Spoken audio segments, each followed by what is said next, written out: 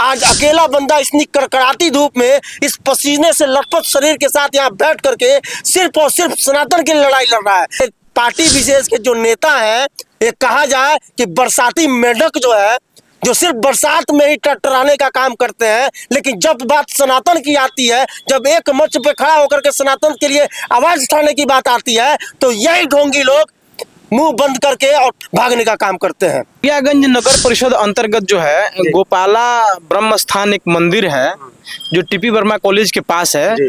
उसी के लिए हम लोग उस मंदिर के अतिक्रमित जमीन को अतिक्रमण मुक्त कराने के लिए हम लोग और मंदिर के नाम करवाने के लिए हम लोग यहाँ पे बैठे हुए हैं। अच्छा, मतलब एक बात आप बताइए, आप दीजिएगा ना? हम कैसे देंगे? हम देंगे नहीं, आप दीजिएगा नहीं, तो बताइए अपने पेट पे लात कौन मारेगा? अच्छा, मतलब आपका कहने का मतलब है कि चंदा के चलते जो है इस आंदोलन में नरकटियागंज में चंदा का धंधा बहुत बढ़िया चलता है। अच्छा। ठीक है, यहाँ पे 2-4 गुट भी चलते हैं, आपको भी पता है, हमको भी पता है। ये देखा जाए, प्रतिलिपि गया है, सुमंत राज जी है, कल्याण पदाधिकारी है यहाँ पर नरकटियागंज में। अच्छा।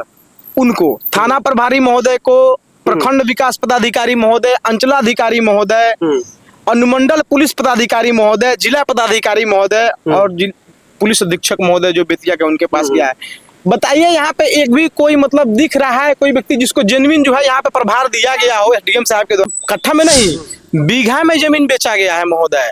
और भू माफियाओं का मनोबल इतना बढ़ा हुआ है, ठीक है, कि वो जमीन बेचते हैं, उसके बावजूद उन पे कोई कार्यवाही जो है नहीं हो पाती है। अच्छा चलिए, वो तो तत्कालीन विधायक है भाई, बहुत बड़ी उपाधि होती है विधायक की। उन लोगों के पास तो 1 मिनट का समय नहीं होता है। उन लोगों के पास मैं अपने वीडियो के माध्यम से आपको बता दूं कि विधायक, सांसद या कोई भी बड़ा नेता हो, उनके पास ऐसे कार्यों के लिए समय नहीं होता है। लेकिन किसी के यहाँ अगर बहुभोज पड़ जाए, किसी की शादी पड़ जाए, किसी का तिलक पड़ जाए, तो उसके लिए वो लोग समय निकालते हैं। ये बताइए कि आपको कुछ अनुमान है कि मंदिर का कितना जमीन अभी तक या तो अतिक्रमण किया गया हो या फिर बेच दिया हुआ है, ऐसा कुछ आपके पास है? जी, हमको जहाँ तक जानकारी है उसमें बीघा मतलब कट्ठा में नहीं, बीघा में जमीन बेचा गया है महोदय। और भू माफियाओं का मनोबल इतना बढ़ा हुआ है, ठीक है, कि वो जमीन बेचते हैं, उसके बावजूद उन पे कोई कार्यवाही जो है नहीं हो पाती है। जय हिंद। अभी हम आप पहुंचे हैं नरकटियागंज के अनुमंडल में, और मेरे पीछे आप एक बैनर देख रहे होंगे जिस पे लिखा हुआ है मंदिर का जमीन हो मंदिर के नाम। लगातार जो है इस प्रकार से ये कार्य करते रहते हैं। इसके पहले भी 2024 में भी इन्होंने इसी बैनर के तले जो है यहाँ पे आंदोलन करने का काम किया था। और इसके बाद मैं बता दूं कि नरकटियागंज नगर परिषद के अंतर्गत मंदिर के जमीन में हुए अतिक्रमण को मुक्त कराकर पुनः मंदिर के नाम कराने हेतु शांतिपूर्ण आंदोलन, ये 1 दिवसीय आंदोलन है जो कि सत्यदेव जनसेवा ट्रस्ट के माध्यम से कराया जा रहा है, जिसके जो संस्थापक है अंकित तिवारी, ये जो मेरा अभी समक्ष है। मैं आपको बता दूं कि लगातार नरकटियागंज नहीं, पूरे भारत में जो है मंदिरों के जमीनों को अतिक्रमण किया जाता है, या फिर उसके जो अध्यक्ष हो या फिर जो भी उनके पास अथॉरिटी हो, वो लोग उसको बेचने का काम करके और अपने घर का जो है तिजोरी भरने का काम करते हैं। यहाँ नरकटियागंज अनुमंडल के अंतर्गत में जो है अंकित तिवारी जी धरना प्रदर्शन कर रहे हैं। पहले इनसे जानते हैं कि आखिर ये इस प्रकार से धरना प्रदर्शन करने का इनके अंदर ये मतलब सोच कैसे आया। स्वागत है मेरे चैनल पर अंकित जी। नमस्कार, आपके चैनल के सभी दर्शकों को मेरा प्रणाम है। ये बताइए कि नरकटियागंज के किस मंदिर के बारे में, किस मंदिर का जमीन अतिक्रमण किया जा रहा है या फिर बेचा जा रहा है, किस मंदिर के बारे में आप आंदोलन शुरू किया है? नरकटियागंज नगर परिषद अंतर्गत जो है गोपाला ब्रह्म स्थान एक मंदिर है जो टीपी वर्मा कॉलेज के पास है। उसी के लिए हम लोग उस मंदिर के अतिक्रमित जमीन को अतिक्रमण मुक्त कराने के लिए हम लोग और मंदिर के नाम करवाने के लिए हम लोग यहाँ पे बैठे हुए हैं। अच्छा, मतलब ये बताइए कि आपको कुछ अनुमान है कि मंदिर का कितना जमीन अभी तक या तो अतिक्रमण किया गया हो या फिर बेच दिया हुआ है, ऐसा कुछ आपके पास है? जी, हमको जहाँ तक जानकारी है कट्ठा में नहीं, बीघा में जमीन बेचा गया है महोदय। और भू माफियाओं का मनोबल इतना बढ़ा हुआ है, ठीक है, कि वो जमीन बेचते हैं, उसके बावजूद उन पे कोई कार्यवाही जो है नहीं हो पाती है। आखिर इसका क्या कारण, आपके नजर में इसका क्या कारण हो सकता है? मुझे तो ऐसा लगता है कि नरकटियागंज जो है इस मामले में अंधों का शहर है। अच्छा। और मैं आईना बेचने के लिए निकला हूँ। अच्छा। तो मेरी तो उपहास होनी ही चाहिए। मैं मूर्ख हूँ जो अंधों के शहर में आईना बेचने निकला हूँ, जहाँ पे लूट खसोट का मामला चलता हो, हाँ। जहाँ पे लगातार मंदिरों के जमीन का जो है अतिक्रमण करके लोग बेचते हो और अपने को बहुत बड़ा धना सेठ बनते हो, समाज सेवी बनते हैं। अच्छा। और उन लोगों के सामने हम जाके बोलेंगे कि आप मंदिर की जमीन काहे बेच रहे हैं, मंदिर का जमीन अतिक्रमण मुक्त कराया जाएगा, तो हम लोग मतलब अंधों के शहर में आईना ही बेच रहा है, तो हम लोग अकेले पड़ेंगे ही महोदय। इन्होंने जो अभी बात बोला कि हम उस जगह निकले हैं आईना बेचने जहां सभी के सभी अंधे हैं, तो इसको मैं इस बात से प्रमाणित करना चाहूंगा, क्योंकि आप देख सकते हैं कि सदैव जनसेवा ट्रस्ट के द्वारा जो है यहाँ पे आंदोलन किया जा रहा है, लेकिन मेरे पीछे देख सकते हैं कि एक भी व्यक्ति नहीं दिखेगा आपको। पूरा इनका पंडाल खाली है। हम लोग इधर से गुजर रहे थे तो देखे कि पंडाल लगा हुआ है, बैनर भी देखे, तो हम लोग आए कि भाई किस प्रकार का आंदोलन हो रहा है, क्योंकि आपको भी पता होगा कि अगर कोई आंदोलन होता है, चाहे वो किसी का व्यक्तिगत आंदोलन हो या फिर समाज हित के लिए आंदोलन हो, तो कम से कम 10, 20, 50 लोग तो आपको दिखेंगे। लेकिन यहाँ पे सनातन के लिए ये आंदोलन कर रहे हैं, सनातन के मंदिरों को जमीनों को बचाने के लिए ये आंदोलन कर रहे हैं, लेकिन यहाँ पे आपको एक भी व्यक्ति इनके अलावा दूसरा कोई व्यक्ति नहीं दिखेगा।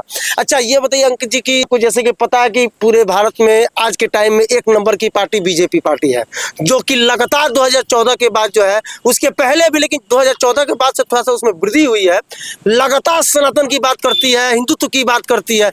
तो यहाँ के नरकटियागंज में बीजेपी का कोई कार्यकर्ता या कोई पार्टी विशेष का कोई नेता होता नहीं है क्या?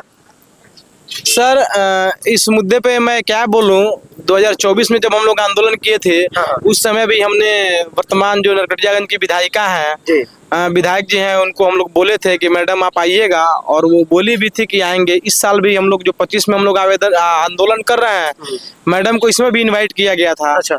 लेकिन कारण क्या है वो नहीं उपस्थित हो सके, ये तो हम नहीं बता सकते हैं। अच्छा, एक बार कॉल भी नहीं किए थे क्या उनके पास? एक बार बात भाई कॉल ही बात हुआ है सर। अच्छा, कब बात हुआ था? कल हमारा दो बार उनको फोन लगाया परसों से। अच्छा। कल वो फोन रिसीव की। अच्छा। चर्चा हुई, हम बोले मैडम ऐसा ऐसा बात है, कल मंदिर के जमीन हो, मंदिर के नाम अभियान का धरना प्रदर्शन है, आप सादर आमंत्रित हैं। वो बोली ठीक है। अच्छा। इतना बजे से इतना बजे, लेकिन वो अभी तक उनका कोई मतलब पता नहीं। अच्छा चलिए, वो तो तत्कालीन विधायक है भाई, बहुत बड़ी उपाधि होती है विधायक की। उन लोगों के पास तो 1 मिनट का समय नहीं होता है। उन लोगों के पास मैं अपने वीडियो के माध्यम से आपको बता दूं कि विधायक, सांसद या कोई भी बड़ा नेता हो, उनके पास ऐसे कार्यों के लिए समय नहीं होता है।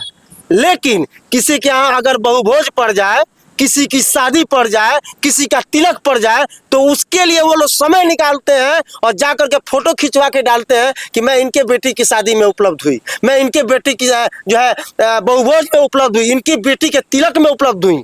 लेकिन जब बात वही पार्टी के नेता, जब बात सनातन की आती है, तो वहां उपलब्ध होने के लिए उनके पास समय नहीं होता है, क्योंकि उस समय उनका विधानसभा का कार्य चल रहा होता है, या फिर मोदी जी का कोई कार्यक्रम चल रहा होता है, या फिर उनके कार्यकर्ताओं का बैठक होता है, तो उस समय उनके पास समय नहीं होता है। अच्छा, और भी किसी लोगों को आप इन्वाइट किए थे? सर लोगों को तो इन्वाइट किया गया है, लेकिन अगर वो इस धरना में आ जाएंगे तो उनके कार्यक्रम के लिए चंदा कौन देगा? अच्छा, एक बात आप बताइए, आप दीजिएगा ना? हम कैसे देंगे?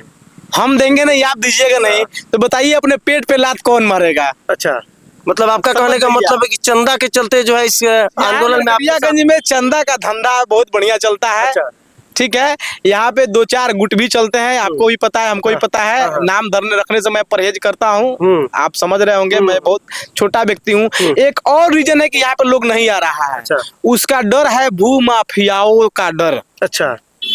बहुत सारे लोगों से मेरी चर्चा हुई थी, उन लोगों ने बताया कि हम लोग उसमें जाएंगे तो हमको शूट कर दिया जाएगा, गोली मार दिया जाएगा। अच्छा। आप देखिए ना, यहाँ पे जो हमको यहाँ से अनुमंडल कार्यालय से जो हमको मिला है, पत्र मिला है धरना प्रदर्शन करने का, उसमें उसका जो है लेटर सब जगह थाना प्रभारी महोदय को गया है, डीएसपी साहब के यहाँ गया है, यहाँ पे पदाधिकारी भी नियुक्त है। दिखाइए कैमरा, कहाँ पदाधिकारी कोई दिख रहा है?